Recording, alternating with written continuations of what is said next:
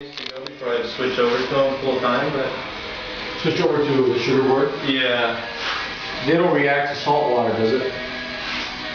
No. I wonder why they can't make... When you cover it up with the... Just a filler, yeah. It's just the inside blade. What you wrap it with is still the... Oh, the glass. No, they're throwing plant-based material in here as a filler, and the sugar-based ones are throwing sugar-based, product in there as a filler. Okay. Is all it is. It's still held together with resin, Which is not so... Yeah, and they're trying to work on that. They're trying to get them down, and again, as government forces, certain restrictions or that stuff, they'll change. But most companies these days won't make a change unless they have to. So. That looks nice, man. We'll see in a minute. See how different the blanket is, though? Yeah, right. No. I'm even lucky that I was able to get the same line on this side, or else, we'd have to go there. Right. Or recycle it into a wall or something. We almost needed to think about that before we decided on the length. Yeah.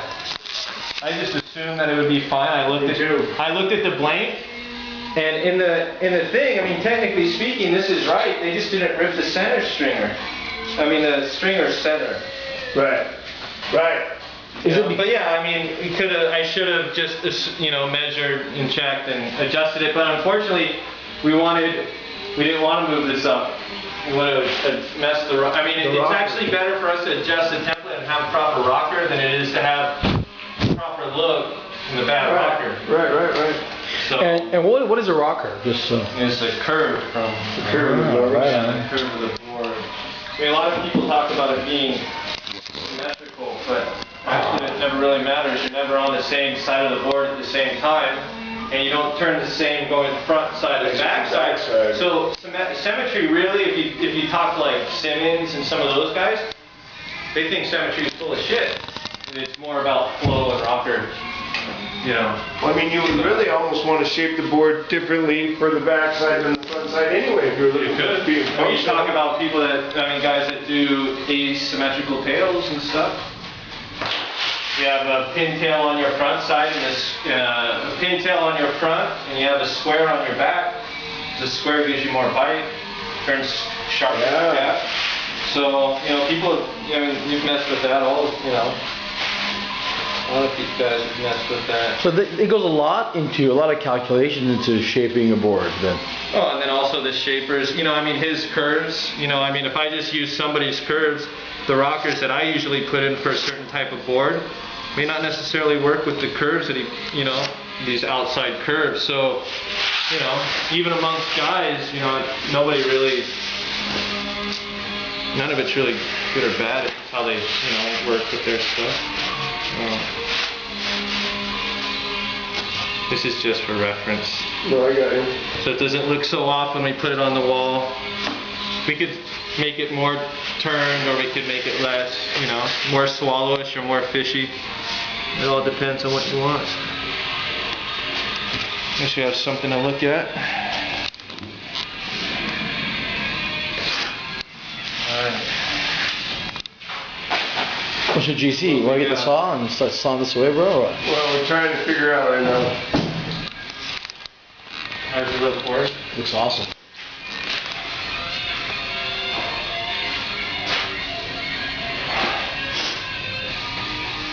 Has more curve, definitely, than a traditional. Yeah. But it's still, it's a little more curvy through here. But that's also good. Not necessarily bad.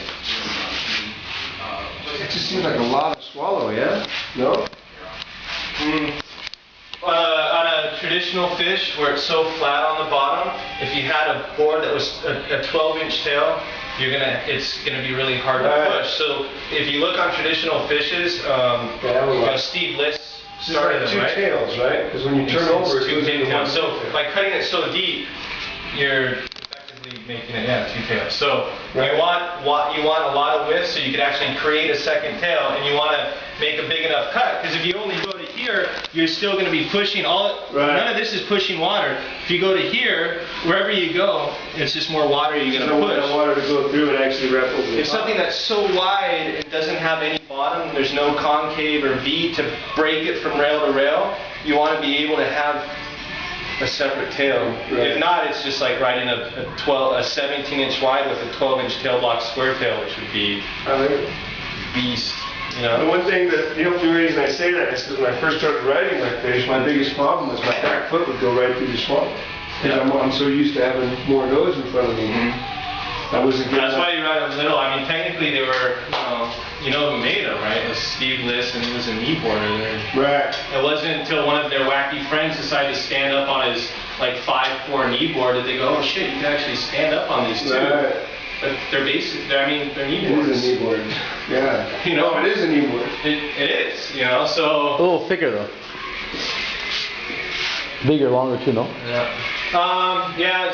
You know, like most guys make big fishes, but I mean, a fish should, at the biggest, be 6 feet. They shouldn't be. I mean, because they're so wide, you have to go short. You know, I mean, a guy my size should probably be riding like a 5'6", 5'8", you know, pushing 5'8", you know, 5'10", high sixes, where he's at. So you want to ride him little. How about You could throw him around. a guy that weighs as much as Doug though?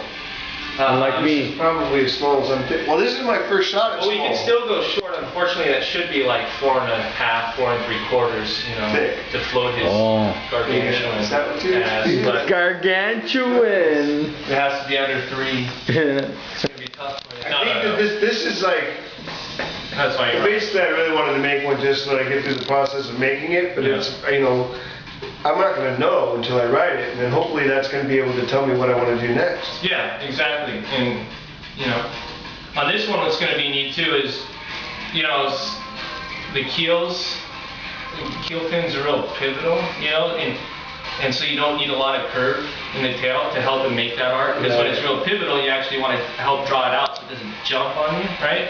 But you'll still be able to surf keels on this, but because of the extra curve, the little bit extra curve in the tail, we could actually set this up as a quad too. So you can run it keel or quad.